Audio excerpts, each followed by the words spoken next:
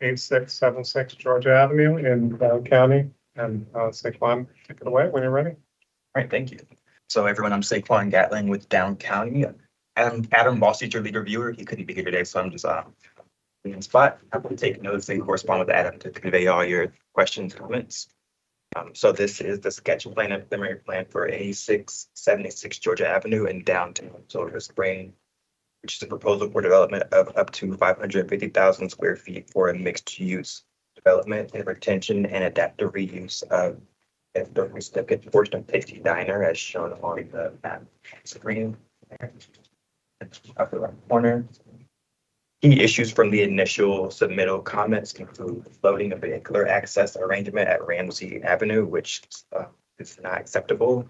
Elements of building massing require attention to design attention. There were also public benefit proposal questions or refinements requested, and also just some clarification on the environmental comments we can go over as well. So happy to pass it to your team and discuss.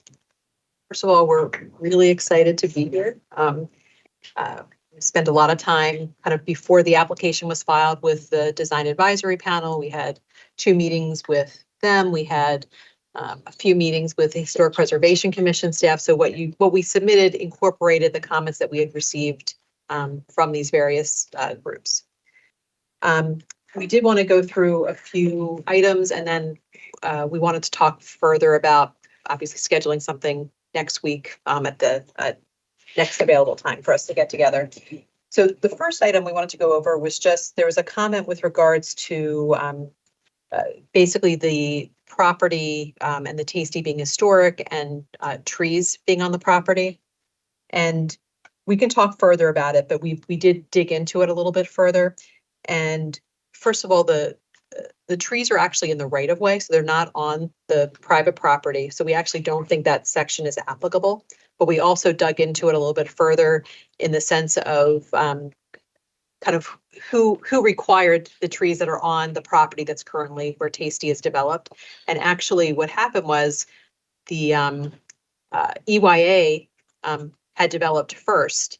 And then when Tasty came in, and remember, if you recall, it was relocated. So it's only the building that's historic, that there's no historic setting or anything else that's of that property, is that Tasty was directed to basically look at the trees that were planted for EYA to plant them along the public right of way. So we just don't think that they have any historic significance, and we don't think it from a code perspective it's applicable, but we can revisit that, but we wanted to just share that with you. Noise analysis, wanted to make sure, Saquon, that was actually in the record, because we actually did upload that. It is typically something we would do at site plan. But we actually did upload something, so I wanted to make sure you guys had it. We'll check on that. Yeah, I think it was also, we uploaded with the preliminary plan off the sketch plan. Okay. And the contours in the sketch plan, so just, they may not have seen it. We can put it both if we need to. Okay, thank you for that. On the garage and loading, again, something that we'll probably need to sit down and have a work session on with you guys. We've been very focused on it. We have some demands because of the use. So it's a very large residential development. We also are anticipating having a grocery on the property, and which has certain demands in terms of loading. So I think we're all going to need to have some sort of meeting of the minds that there are things that we can certainly work together on to improve, but it is what it is in terms of the uses. We're actually looking as we were walking in to this building, and this building actually has 2 berths, and it's an office building. We have 3 berths for the much larger building and for the more intense use. But the width is actually, we're not that much wider than what you guys even have here. So I think we're just going to need to talk further about how we can work together and how to improve that. But I think we are going to have some underlying. We use this building as an example, because I'm pretty sure this was a mandatory referral, not subject to the zoning code. So in some of those other standards, I appreciate what you're saying. Like, I get it, but I would not lean on that. Okay. But yeah, here you guys must have put that forward as appropriate when you guys were. This is not in downtown. So that I can't give you, but yes, I like noted, but yeah. And I think that one of the things we're really looking through this loading design, and again, we can agree to a loading management plan, but really we want to make sure we can accommodate move in and move out activity, trash and loading activity, a large truck being able to come to the site for a retail use and to really prevent loading activity from spilling out on the street. And so we think that this loading facility has been designed to the demands of the building. And if there's a statement that we need to include somewhere in our loading management plan at preliminary plan, we normally do it at site plan. I think that also gets to the routing of the trucks to and from the site. And so I think that we can, again, have a work session to kind of work through everything that we need to all be comfortable with what we're designing. I don't want to speak for DPS, but I know like some of the concerns were like the maneuvering of the trucks, how much it's going into the pedestrian realm, how much it's going into the opposite side of the intersection. So I think we have a list of things that we'd like you guys to explore, and we're so grateful that you're talking about this now at preliminary and not waiting until site, because we want to make sure that this works. I think we're all kind of committed to exhausting all options on Ramsey. That's really where we want to keep all the vehicular activity and avoid anything on Cameron and especially on George Avenue if we can. But that's kind of where we're at. We just want to make something that's like safe, functional, and like you said, also works for the design vehicle. Like I really do appreciate that you're actually showing the design vehicle that you think is actually going to be used by the retail establishment. So we appreciate that very much. It's just hard to make everything fit.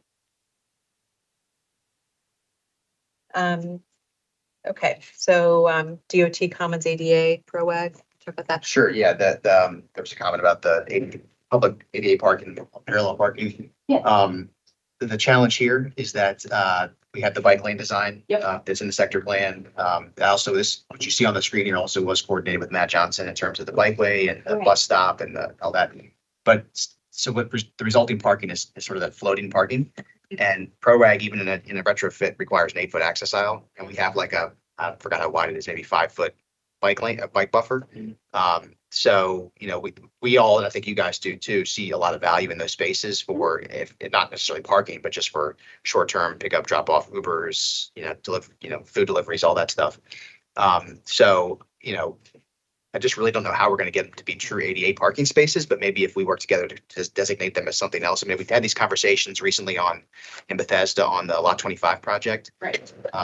Which has, similar but less challenges than this one, because these are actually the floating spaces. So we just got to figure out kind of what the priority is here in terms of those and what we call them. And Yeah, and and I know you know this because we've talked about this cross section like well before you even submitted. We developed that before ProAg hit new standards. So like that's partially where we're coming from on this. Other thing that's tricky, and I'm just gonna like be very transparent with you, like we think, because ProAg isn't fully established, right? Like the Department of Justice has not officially said like these are code and standards yet. Where we're reading it is that we need at least one ADA space per block. And so the way, and I know we've worked on multiple projects together, so you're hearing this multiple times. Anytime we have a redevelopment, we're like, well, then let's do it now, right? Because it's really hard to retrofit an existing space. So like in theory, like maybe some of the spaces closer down, towards Second Avenue could be converted to ADA, and that would maybe satisfy the requirement. So maybe we can look in, because I know we're gonna have some offsite requirements anyways for LATR and other things. Maybe we can figure out a way to not disrupt this part of the cross section. Because my understanding is I think it's like at least one per block. And I don't know if the block is Ramsey or if the block is, the whole thing.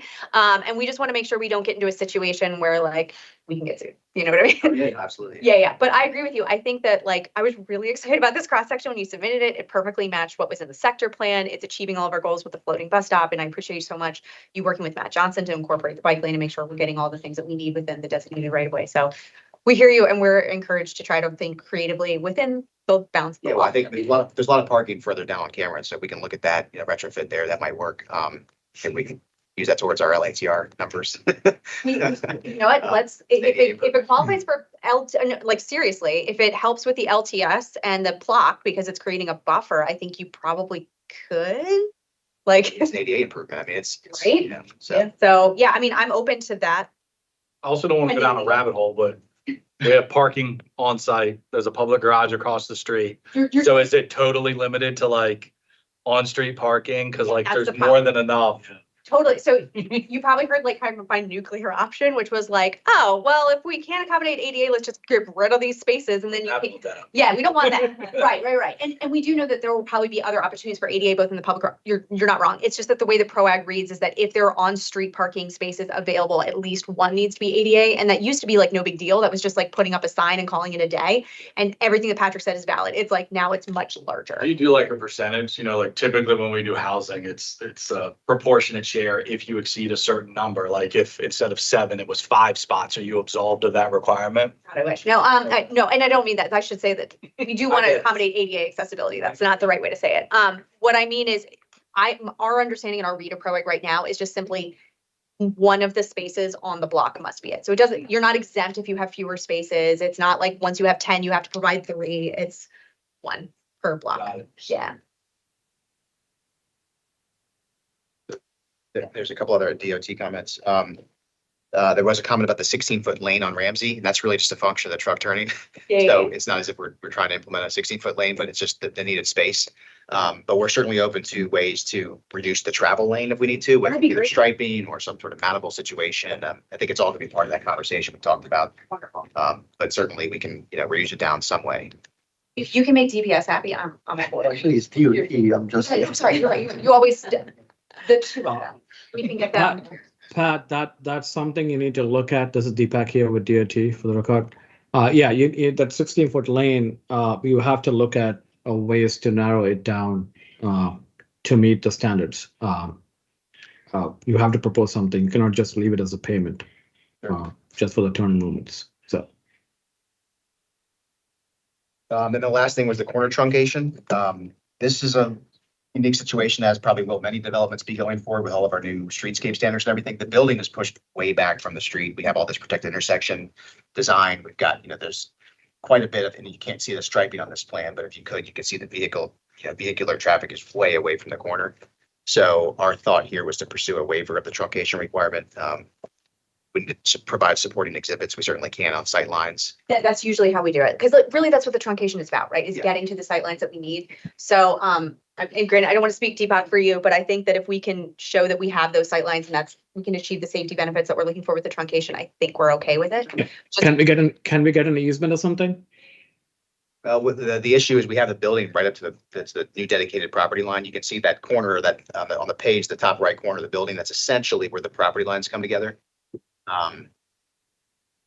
There's a bunch of dedication within that area, but that's the resultant property line is almost pretty much face on line. But maybe at our next meeting, we can show some exhibits Yeah. that show sight Yeah. lines. I looked at the 25-foot and it's way away from the building. So I think, that sight line's gonna be pretty long. We can do an exhibit and talk about it. Please. And then when we settle on it, just make sure that the findings are all thoroughly documented in your SOJ. I know you guys are good about that, but just a reminder.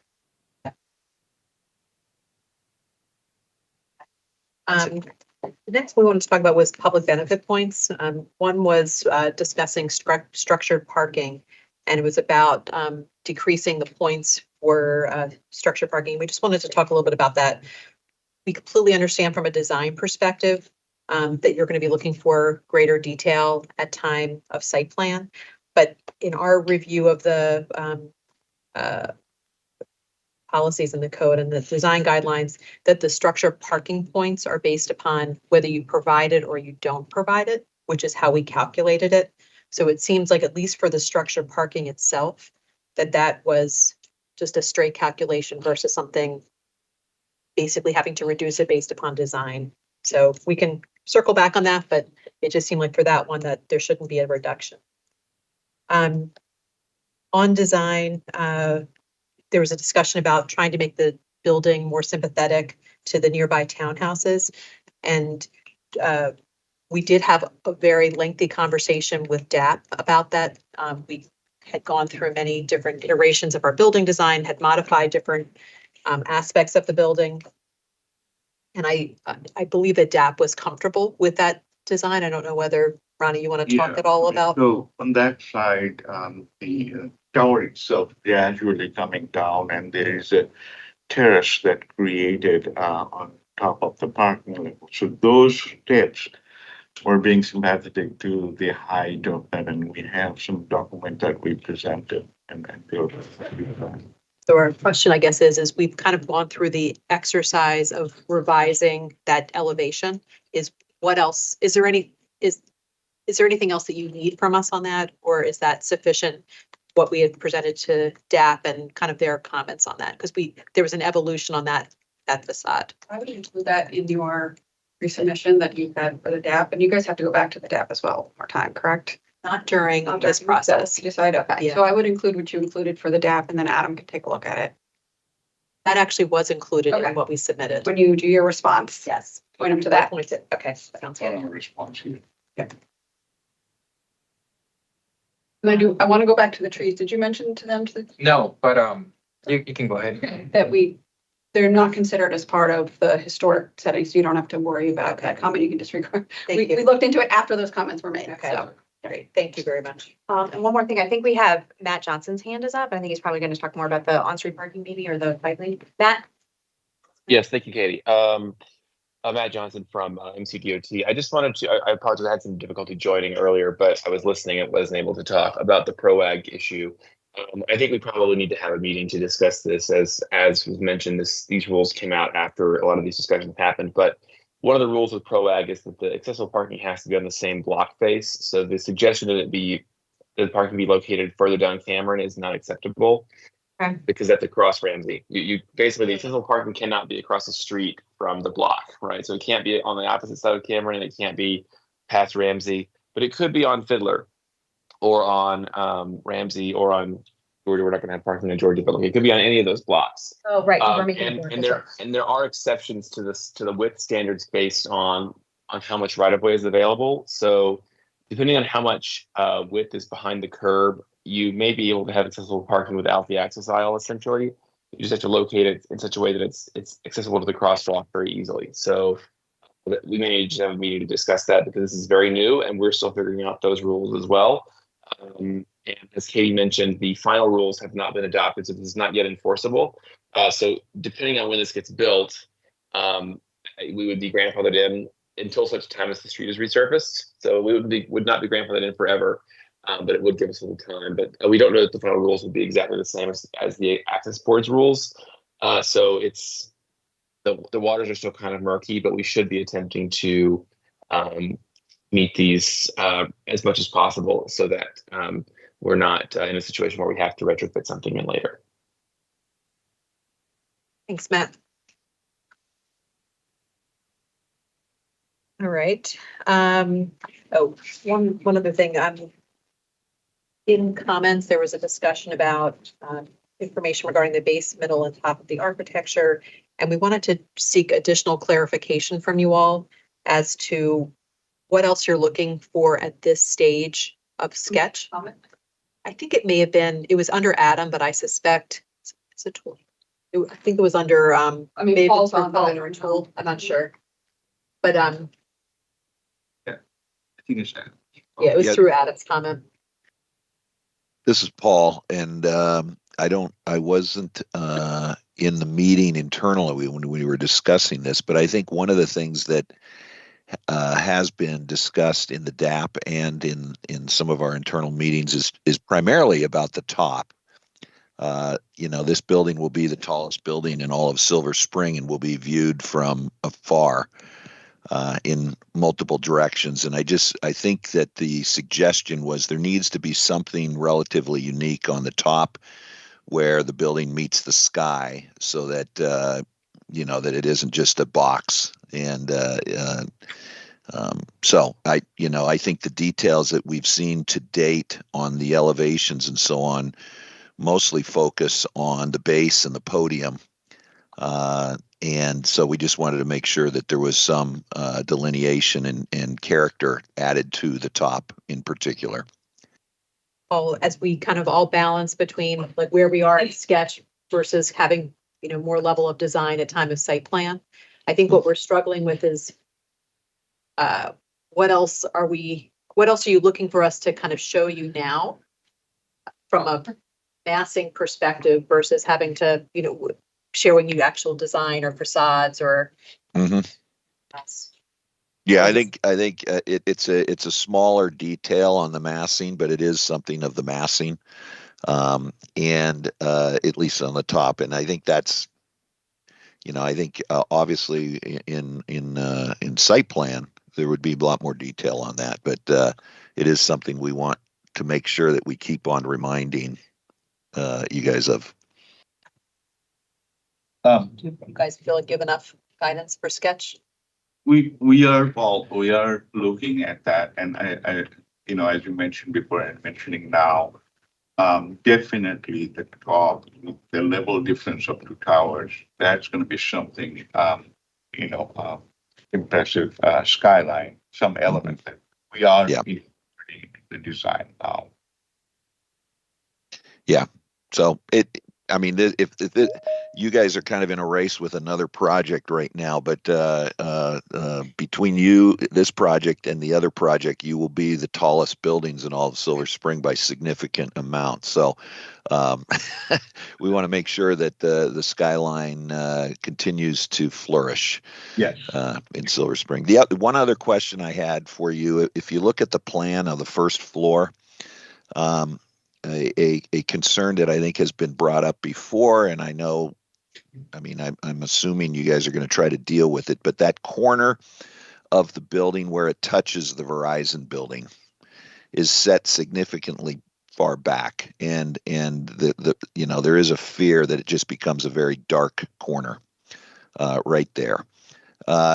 Is there any way that first floor could either can't, sort of move or can't, or where the essentially the door is, the fire door, that it maybe comes out a little bit more as far as maybe to the red dashed line, so that it's just less of a setback and a dark corner? Hey, Paul, this is Brian. I think from our end, we would love to. Yeah. My understanding is this is a county setback requirement with the build-to line. Yeah, we're at the property line. Unfortunately, Verizon was constructed, I guess, Well, predates whatever these requirements are. Mm-hmm. Candidly, I've asked umpteen times for any sort of public space, right to construct, encroachment, anything we can do. We would love to do that, to be honest with you. Yeah. Where is the property line where the door is, or the property line where the red dashed line is? It's where the red line is. So The red the line. building is set back slightly there. There's like a Yeah, little it's set back for the door swing. Yeah. Yeah, Yeah, because we can't have. right, you cannot swing the door. Yeah. No, that's building. Yeah. Well, if some, I don't know what you do. Right? I really don't. But that is going to be a dark corner where not good things are going to happen. Whether it's trash kind of collecting there in the wind, where it's someone hanging out because it's dark, it's not a great situation. And I understand the situation because the Verizon building was built to a different standard. But whatever can happen in that corner to minimize the dark corner, it would be, I think, beneficial to this project and to the streetscape on Georgia. Whatever you can do. We agree. I think we had kicked around, potential art. I think, I'm not sure that we've talked to Verizon recently. There was discussion about some sort of, public facing art piece there, obviously through lighting and, other accents. We can minimize any detrimental effects there. So I think we can look into all of those things. That'd be great. Thank you. And this is Matt Johnson from DOT. Another comment that I had made was that the sidewalk needs to taper.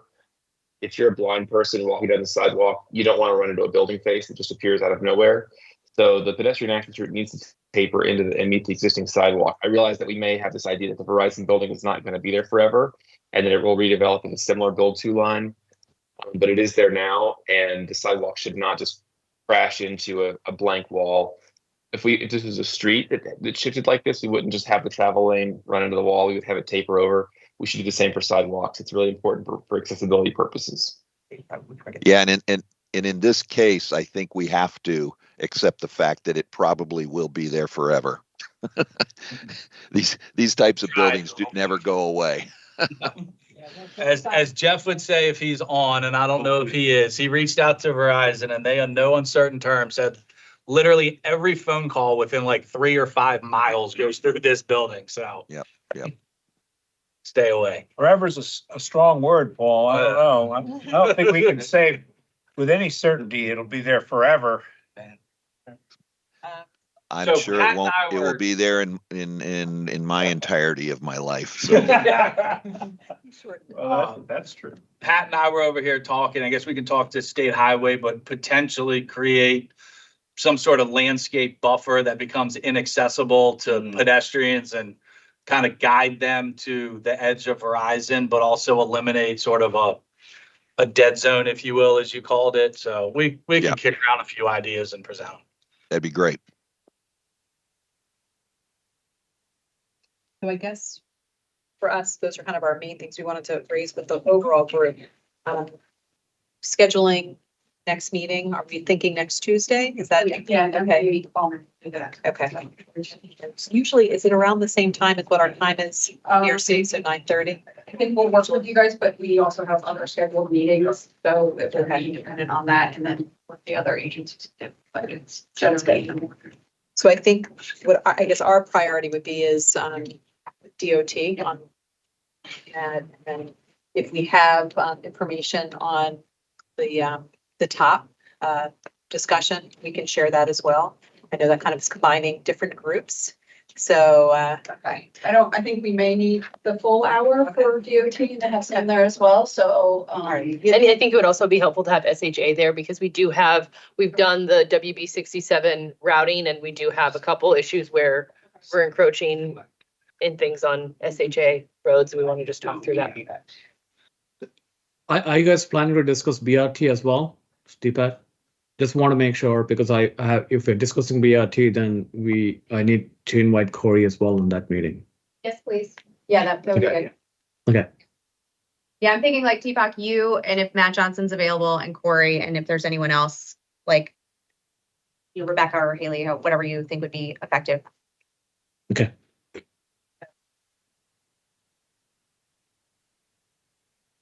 And do you guys want to just run through what you guys have for schedule? Sure. Before that, I would want to say, Yeah. we did see your noise document in the preliminary good. plan, so we'll make sure we. Great, thank So you. thank you. Sure. So as far as schedule, your first resubmission will be due April Does 24th. anybody have anything else before we, any, If sorry. do you have anything else you want before we go? Yeah, okay. Okay, for schedule, the first resubmission will be due the 24th of April. And we'll get comments back to those on May 7th, with the final resubmission due May 14th.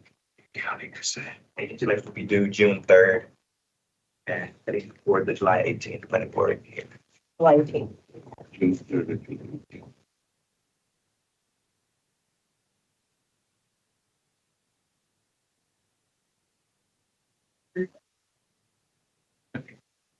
And then I guess in terms of kind of design stuff, you want us to just schedule outside of next Tuesday? yeah, Okay, just coordinate with you and I Adam. think let's get through Tuesday, because some changes may come from that.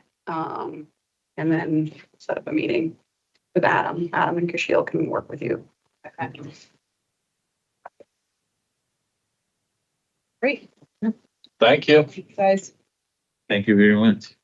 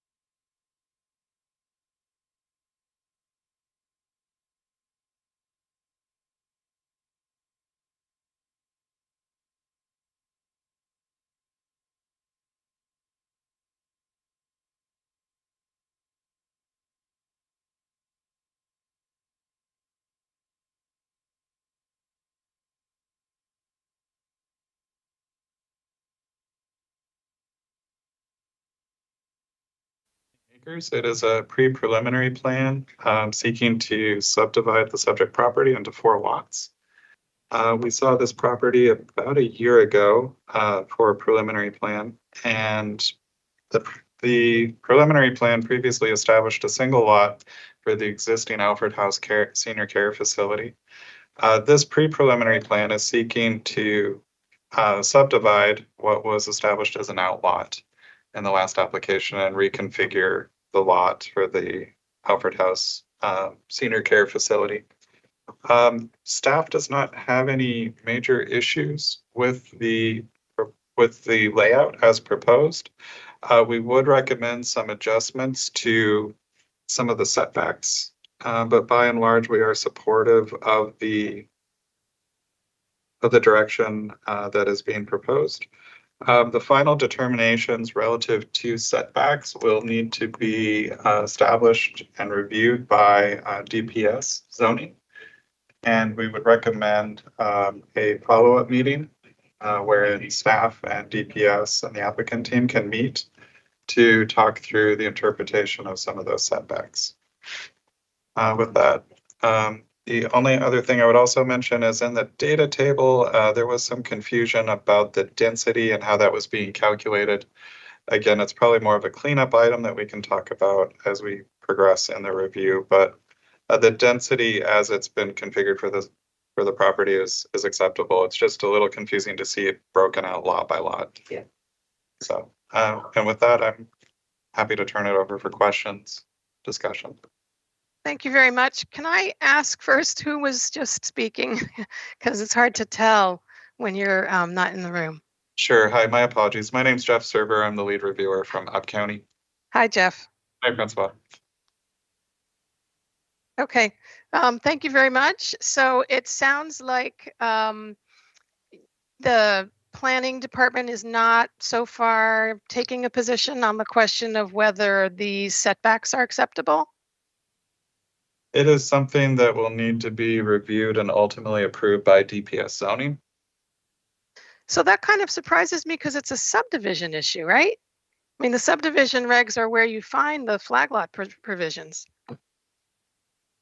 Yeah, that's what I thought. This is Melissa from Zoning Plan Review. I did go over this with Jeff before the meeting.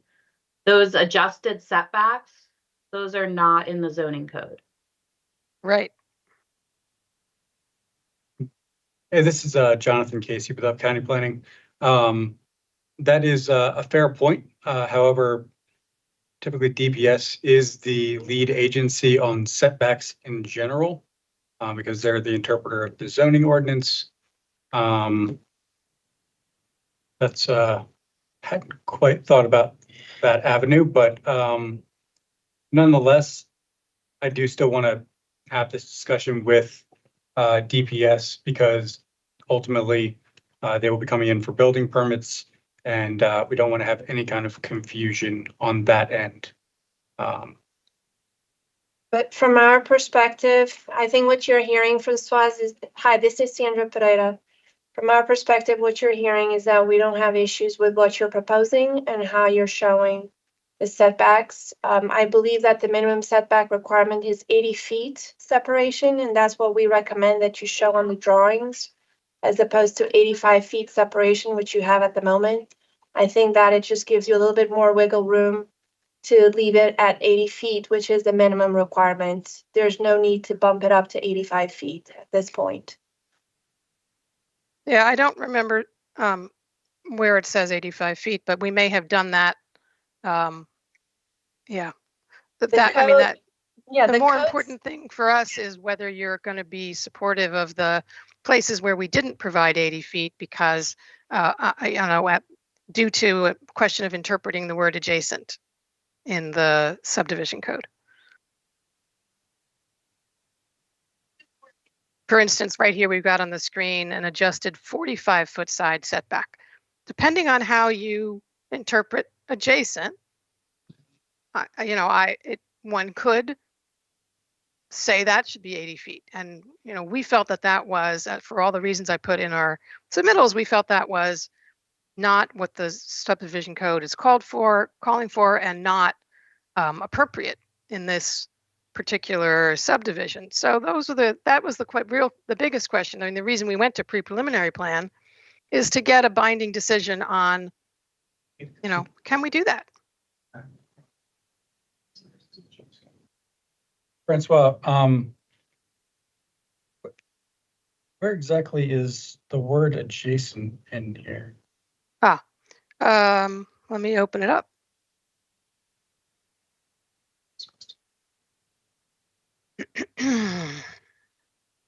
Nothing better than a reason to open the zoning code first thing in the day, or this even better, the subdivision regs. So they have that Oh, on you- these property lines still. Woman after my own heart. Yeah. So, it says the board must require building restriction lines as needed to provide separation of at least 80 feet between the building envelope of the proposed flag lot and A and B, which to the building envelope of all lots that are adjacent to the. There it is. to the That's rear lot there's line. right. And in previous discussions, there were some staff members who felt that adjacent was to be read very expansively, so that it would include properties that are abutting to the side. Well, I says think it's rear in it. adjacent to the rear lot line. I see no. That's how I read gray it. area but there. That is how I read it. So I'm delighted if staff is prepared to read it that way too. Yeah, We consulted with our legal team as well as our reviewers, and we are comfortable with the interpretation Great. that you have put forward in your letter. Wonderful. I think that in addition to us, we would also like to have the same level of comfort from DPS zoning. And so in preparation of this application for the planning board, when the time comes, we'll need to have this in writing from DPS zoning as well, just to make sure that they're comfortable as well. And since this is the central issue on this Right. application, I think it's to everybody's benefit to just cover our bases. No objection here. Just to Okay. be clear, Sandra, we're saying get DPS agreement in writing for this pre-preliminary plan on this issue, correct? Correct. Okay, yep. Okay. Then from a lot design and layout, we also discussed with our design review team and our leadership from the director's office, and we are comfortable with the layout that you're proposing from a design perspective. Aside from meeting all the zoning requirements that we just discussed. Great. I had one question about one of the comments, which was that there was, let me make sure I can find it. There was a mention of, it was line 26, stormwater management concept needed if going to the planning board. And of course, that makes sense when we get to preliminary plan. But that, to me, does not make sense for pre-preliminary plan, because we're not asking the planning board to decide anything related to stormwater management. We're only asking for a decision on the setbacks and the lot configuration. So am I right that we don't have to prepare a stormwater concept plan now? Hi, Francois. This is Mark Etheridge at DPS Water Resources. Mark. I'm probably the fomenter of this confusion. Yeah, you don't have to do it now. I wanted to make sure that it was understood, though, that as we go further down the line, if they can't demonstrate that they could possibly provide full stormwater management, we may not be able to approve a stormwater concept. So it looks pretty tight. I don't know what the soils are like. I just wanted to put that out there so that the designers know that there's a possibility that as we go forward, even though we do get favorable feedback at this point, that stormwater management is a critical element here. And there's a lot of imperviousness and not a lot of room. So it could become an issue. You've got a good engineer on staff. They're probably all over this already. I want to throw it out. Thank you very much. Totally understood. And I'm sure our engineers are going to figure out something to make it work. I don't think we had any other questions. I mean, there were a lot of comments that were, also things for preliminary plan. Oh, I guess, Jeff, I guess wanted to raise one thing with you, the suggesting the driveway be reduced to less than 20 feet. you know, if you can persuade Marie Labat that that's a good idea, we're not going to object. But I don't think she's going to let us do a shared driveway that's less than 20 feet. No, I will not. There she is. Good morning, Marie. Here.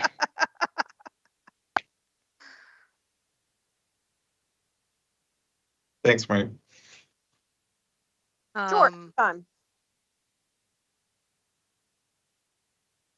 Kyle, are there any questions that you'd like to raise that I haven't touched on? No, those were the two big ones we had in mind. Okay. Well, in that case, I can return to you 13. I can't do the math that fast, but more than 15 minutes. So excellent. So thank you. But it's, Probably a record for me because, you know, I usually don't say anything in 10 words if 35 will do. So I will reach out to you guys following this to work with setting up a meeting with DPS and following up with a review schedule as well. Okay, so we have milestones we'll have to meet to get to the board. Okay, great. Great. Thank you Oh, all. Pat, you must be there in the room. I forgot you were there. All by myself on this side, just me and Oh. Sam. Well, thank you for being there in person and holding up the flag for us. Company. He's not by himself. Admittedly, it's a function of the previous case. Yeah. A lot All of right. issues. Thank you, everybody. Thank you. Bye-bye. Thank you.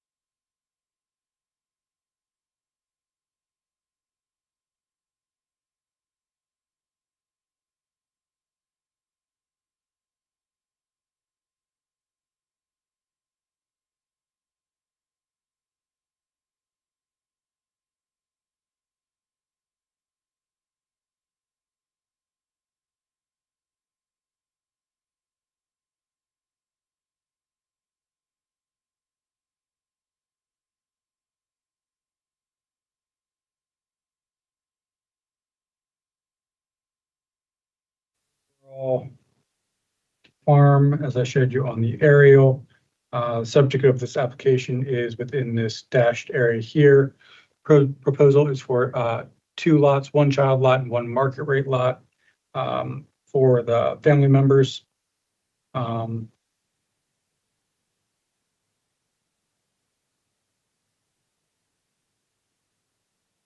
Mount Carmel Road, or Mount Carmel Cemetery Road, is a rustic road, which terminates right here. The applicant is proposing the 2 lots adjacent to the end of the right-of-way. Staff does support the location of these lots, preserves the remainder of the agricultural area. The lot sizes have been minimized. However, there are some issues that need to be worked out, primarily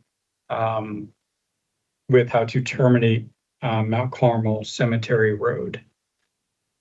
So with that, I will let the applicant take over the meeting and we can discuss any of the comments that were provided. Thanks, Jonathan. I guess my first questions are really to Marie, Fire and Rescue. Marie, Mount Carmel Cemetery Road was actually paved the year before it was designated as historic. So lucky for me, they used a 12-foot paving machine. So the entire thing is minimum of 12-foot wide, although the GIS line work that we use for this plan doesn't really reflect that, but we'll get that corrected. The driveway on the property, can all that remain as 12-foot wide? Does it have to be 20 once it gets on the property? So you will have to provide the operational area and turnaround. What you have shown, in my professional opinion, is appropriate. You could, and this was actually discussed at the pre-DRC, reduce the width as you approach the turnaround area. So what you've shown in front of the 2 lots and the turnaround leg itself, I find appropriate. And then if you had a 60-foot leg at 20 feet wide approaching that, you could narrow what comes onto the property down to 12. That depends on where you decide to install your tank, because your tank has to have an operational area and that has to be contiguous with serving the new lots. Right. The tank is another issue. I haven't actually measured. There's a dry hydrant down at the reservoir on Triadelphia Road directly across from Georgia. That's not going to apply to this site because you go down to 12 feet wide. You have hit the absolute bare bones minimum for through access, and by doing that, you've created a neck down to your water service. What about the pond that we have on our farm? Putting a hydrant there.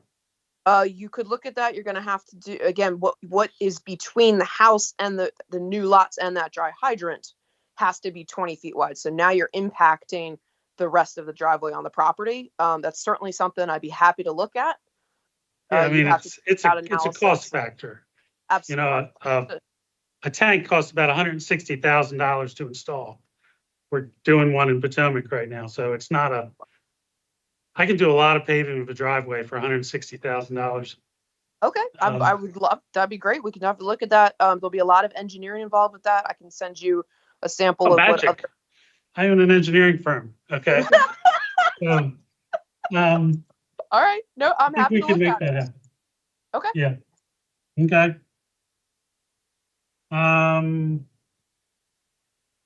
Second question, I guess, would be to DOT about the hammerhead. Yes, I'd really need to dig into that a little bit more. There's some, can that be done with an easement or do we have to do dedication? We strongly prefer dedication versus easement. Okay. So at the time I upload these comments, that's our position. But I had the comment in there that before you submit preliminary, check back with the agencies to see with any comments in general also, just to make sure everything's ironed out. Right, got it. Okay. Next question would be for historic, about the cemeteries that are on the property. we're not doing anything near the Gaither Cemetery. That's way over by the existing houses. And is somebody from Historic here? I think Brian was.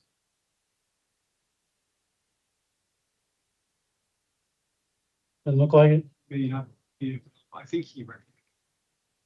Yeah, but there were some talk about having to do some more actions for Mount Carmel Cemetery and establishing the limits.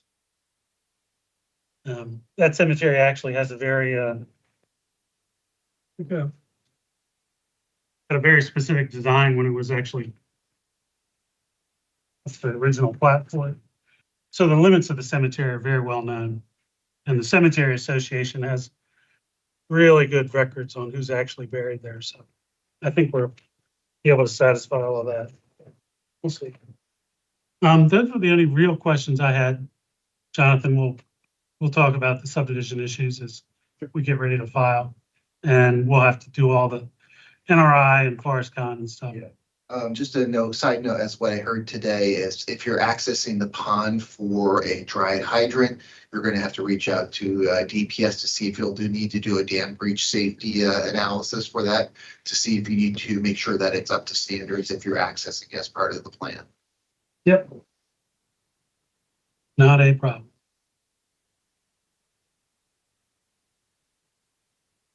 That was all I had. Any of the other agencies have any additional remarks? Obviously, meets stormwater and all the standard. Yeah, well, we have to get our perk test. We've already done the water table test. Start the perk testing. Once that's done, then we'll file the administrative subdivision plan and all the other prerequisites. Okay. Josh, limits of an NRI. What's that going to be? As defined by record, plat, or deed. And you can go. Well, there's multiple deeded parcels out here, so. If you're on one deeded parcel, you can show whatever is defined by deed. If you cross a deeded parcel, you have to go whatever the outer limits of both deeded parcels are. But what you can do is you can say, we fully intend not to do any impact to the area. You can do your area of focus plus 100 feet as your field level data, and then commonly available GIS data for everything else beyond that. But the law does require us to have that as defined by record, plat, or deed. Okay, easy enough.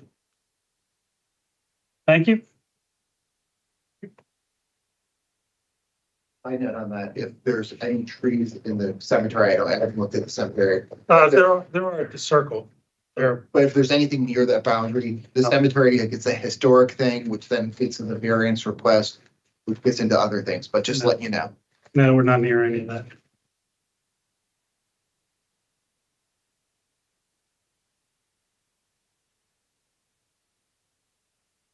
Everyone, see you next time.